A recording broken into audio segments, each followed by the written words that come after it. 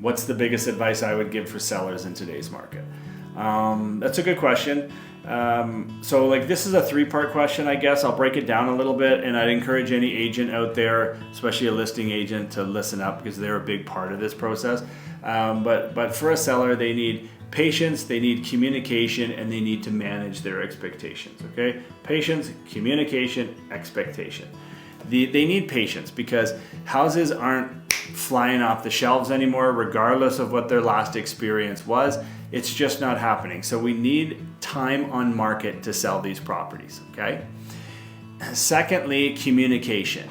They need to be able to communicate with their agent, and their agent needs to be able to communicate with them on how they're feeling. So if a seller, is annoyed at something, they need to communicate that to their agent, because a lot of the times they might just not understand the process, right? Like, oh, this is a weird way of doing it. Why are we doing it that way?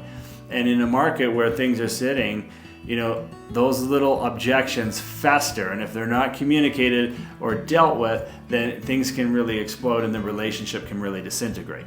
So for the seller, if there's an issue, you need to let that agent know, and then that agent can explain exactly what's happening. So for the agent, they need to make sure that they have constant contact with that seller. So at the beginning of our listings, we always ask the seller how they want to communicate and the frequency they want to communicate. So if they want a phone call every single week, they get a phone call every single week. If it's bi-weekly, it's bi-weekly. If they prefer just updates on text messages, that's great. But right now, we're not having the same frequency of the showings. So there's not as much to talk about. So sometimes we'll jump on a call on a weekly basis. Sometimes it's me at the beginning of the week, and it's my listing coordinator, Debbie, at the end of the week, just touching base. But I always say, I'll give you a call.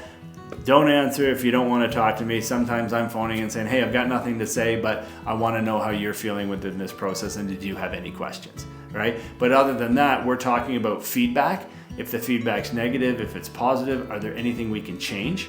We're talking about what just listed, we're talking about what just sold, how that impacts the value of their house, and do we need to make an adjustments, or do we need to hold true?